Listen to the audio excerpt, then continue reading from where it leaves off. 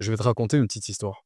L'autre jour, j'étais posé dans un bar avec des amis et à force de discuter, à un moment, il y a un sujet qui vient sur la table.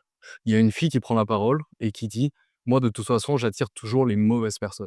J'attire les mauvais gars, j'attire des mecs toxiques, je sais pas pourquoi, j'ai l'impression d'être un aimant à mec toxique». Et il y a un gars après qui prend la parole et qui dit: «Moi, c'est pas tant ça, mais c'est surtout que j'attire des filles qui m'intéressent pas.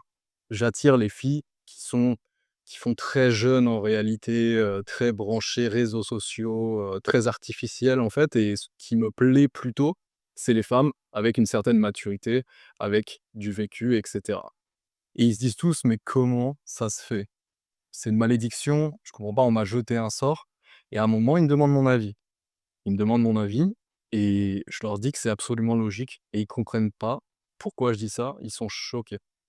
Ce que je vais t'expliquer dans cette vidéo, c'est à quel point tout est logique dans quasiment tous les domaines de la vie, mais surtout dans tes relations.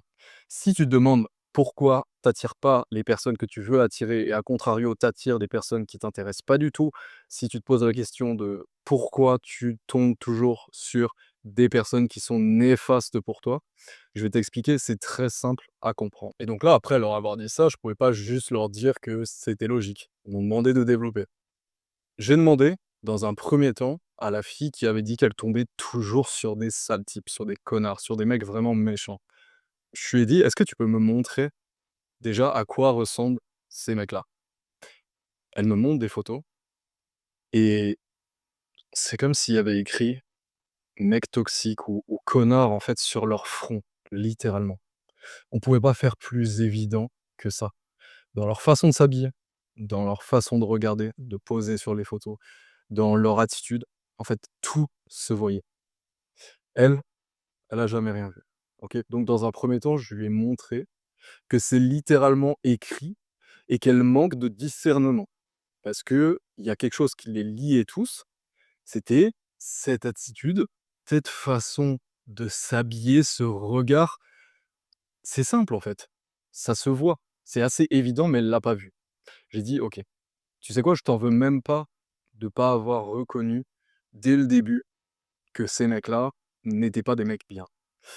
Le deuxième point, la deuxième chose sur laquelle on va se baser, c'est littéralement toi. Ça a été très direct et certains pourraient penser que j'ai été trop dur. J'ai essayé de mettre les formes un petit peu, mais je lui ai dit: «Regarde-toi dans le miroir». Je sais que ça paraît violent, mais attends. Je lui ai dit de se regarder et de voir si, dans sa façon de s'habiller, dans son attitude, dans tous les petits détails, que ce soit ses ongles, que ce soit son maquillage, peu importe, dans son visage même, dans sa façon de regarder. Est-ce que elle avait l'air d'une fille qui ne recherchait pas un sale type, qui n'aimait pas les sales types et qui était d'apparence une fille, vraiment, qui avait l'air très bien. On peut revenir sur cette définition, qu'est-ce que c'est un mec bien? Qu'est-ce que c'est une fille bien? C'est pas le sujet de cette vidéo. Mais la réalité, c'est que même si elle a eu beaucoup de mal à se regarder objectivement, qu'est-ce qui s'est passé? Son physique, son attitude et plein d'autres détails font qu'elle attire automatiquement ce genre de personnes. Il y a aussi quelque chose d'autre, c'est que elle recherche certaines qualités ou carrément certains défauts qui sont généralement présents chez des mecs qui sont un peu des joueurs, qui sont des mecs qui brisent un petit peu des cœurs, des mecs toxiques, tu peux les appeler des bad boys même si tu veux, même si ce terme est un peu ringard. Enfin bref, c'était juste pour lui expliquer que on est ce qu'on attire et inversement, on attire ce qu'on est. Ta tenue, ta façon de te comporter, ta façon de regarder tous les détails, en fait, font que tu attires tel type de personne. Et aussi, il y a des choses que tu recherches chez les gens, de manière générale, chez le sexe opposé.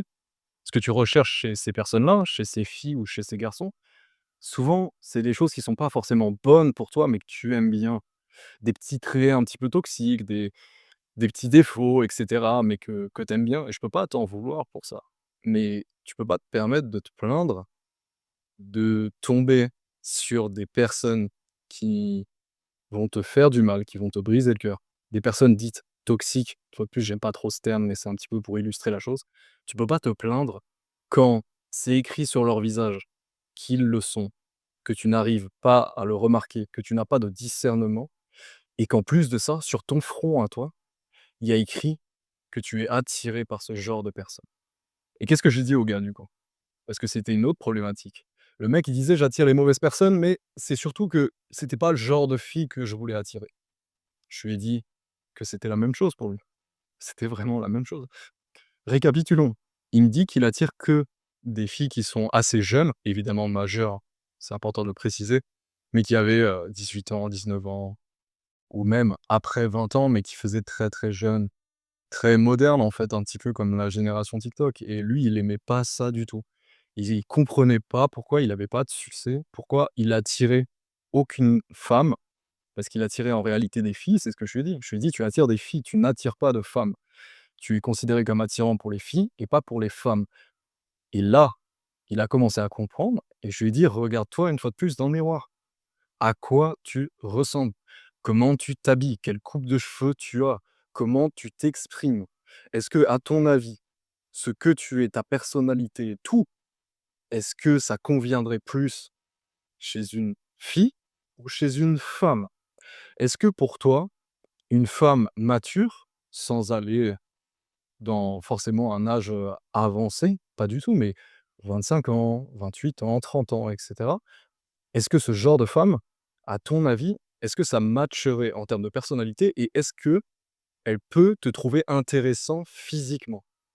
Je te fais le descriptif du gars. Le mec était un clown. On a pas mal parlé des clowns sur cette chaîne, on n'arrêtera jamais d'en parler, mais je te fais un peu le descriptif. Je lui ai dit: «Tu as une coupe de cheveux brocoli, tu as les cheveux en brocoli, coupe, de tiktoker très jeune, tu es habillé avec les mêmes marques, le dernier truc à la mode, la dernière tu n'as pas de style, tu es habillé comme ce que tu vois sur TikTok, tu es toi-même tout le temps sur TikTok, tu parles d'une façon tiktokesque, on pourrait dire». Enfin bref, il se rendait pas compte que tout ce qu'il faisait au quotidien, c'était littéralement pour attirer ces filles et que les femmes qui avaient un minimum de maturité, d'expérience, qui avaient un âge un minimum avancé, une fois de plus, dépasser 25 ans quoi, pas très âgé, mais voilà, et ben, elles recherchent pas ça du tout. Il faut que tu comprennes et que tu te rends compte de quel archétype tu fais partie. Ça va être le cadre d'une prochaine vidéo. On va détailler les différents archétypes masculins. Parce qu'il n'existe pas une beauté, il en existe plusieurs. Et c'est un petit peu comme, vois ça comme des Pokémon. Chacun a son type. Il n'y a pas un type qui est forcément meilleur que l'autre. Il y a des points forts, des points faibles. Mais il faut voir dans quel archétype tu te situes. Et ce mec-là, il avait une beauté beaucoup trop juvénile. Il avait un style beaucoup trop branché, jeune. Il n'avait pas assez de maturité, il n'avait pas assez de phrasé, il savait pas comment s'exprimer pour des personnes qui avaient un âge où elles ont pu avoir plusieurs expériences, où elles ont plus de vécu, où elles ont des plus hauts standards, tout simplement. Et lui, pour le coup, a réussi à réaliser la chose et il s'est dit: «C'est totalement logique». Mais quand ça t'arrive, quand c'est ton cas à toi, tu ne t'en rends pas compte. Donc si tu te poses ce genre de questions, si tu as ce genre de problématique, tu aimerais attirer tel type de femme, ça marche pas, tu attires des femmes qui t'intéressent pas ou alors tu attires, des mecs qui sont pas du tout bons pour toi et cetera. Essaye de te voir la troisième personne. Je sais que c'est difficile, mais observe-toi, observe ton comportement. Analyse un petit peu s'il y a une récurrence dans les profils que tu attires ou alors que tu cherches. Trouve ce qui les relie un petit peu tous ou toutes et tu verras que ça deviendra beaucoup plus clair et qu'en réalité, même dans les relations sociales, dans les relations amoureuses, absolument tout est logique et on attire ce qu'on est et ce qu'on dégage. Quand tu émets une énergie, une vibration, en retour, tu vas avoir une vibration similaire. Si tu attires que des mauvaises filles, que des mauvais gars, des personnes néfastes pour toi, remets-toi en question un peu. Est-ce que tu penses sincèrement que quand il y en a 5, 10, 15, quand à chaque fois, il y a toujours un problème, quand tu dis à chaque fois que telle personne est toxique, telle personne est mauvaise et cetera, c'est tout le temps la faute de la personne? Ou est-ce que ce serait pas plutôt ta faute à toi? Et le fait que tu recherches toujours des personnes toxiques? C'est pas le sujet de la vidéo, mais enfin bref, j'espère que ça t'aura aidé mon ami. Je t'invite sincèrement à faire cet effort. Tu verras que tout deviendra plus clair. Je te souhaite une excellente soirée ou une très bonne journée mon ami. Ciao.